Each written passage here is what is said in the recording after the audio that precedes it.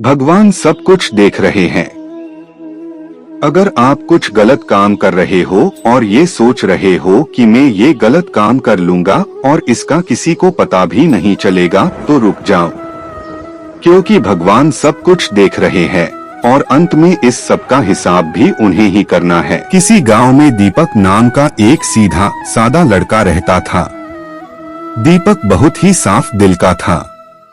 उसकी आयु अधिक हो जाने के बाद भी वह बच्चों की तरह भोला था। इस वजह से ही सब लोग उसे मंदबुद्धि कहकर उसका मजाक उड़ाते थे।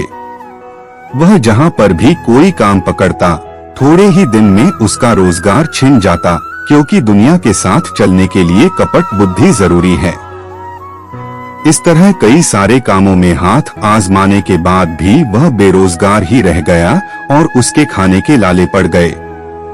एक रात दीपक मंदिर के सामने बैठकर बुरी तरह रोते हुए बोला, है भगवान, मुझसे कोई काम नहीं बनता, मेरे लिए कोई व्यवस्था कर दे या मुझे अपने पास बुला ले। पास ही पेड़ के पीछे एक चोर छिपा हुआ था।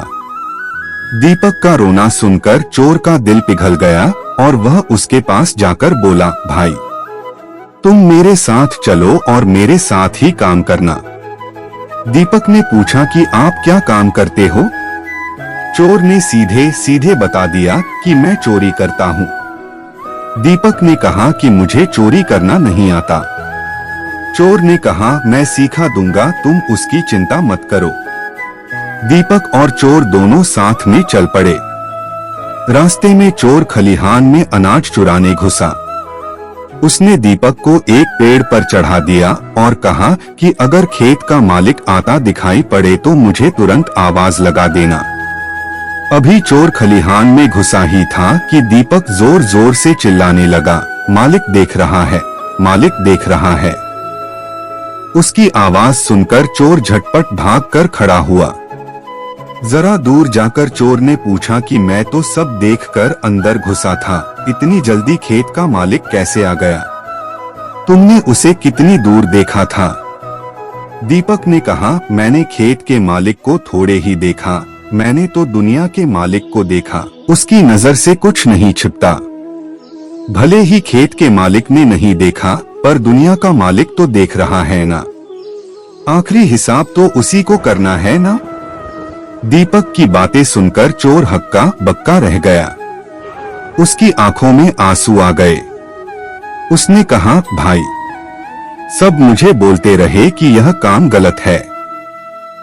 मैंने कभी किसी की नहीं मानी, पर आज तुमने मेरी आंखें खोल दी। सही कहा, आखिरी हिसाब तो उस सारे जहां के मालिक को ही देना है। तुम अपने इसी सीधेपन के कारण दुनिया में मात खा रहे हो, पर तुम्हारे इसी स्वभाव के कारण मेरे जैसे कितने लोग सुधर जाएंगे। तो चलो, आज से हम दोनों नेकी से कमाई करते हैं और जितना भी मिलेगा मिल बांटकर खाएंगे। इस तरह चोर भी सुधर गया और दीपक की भी व्यवस्था भगवान ने कर दी। आप कुछ भी करो पर ऊपर वाला हमेशा देखता है, यह बात हमेशा ध्यान में रखनी चाहिए।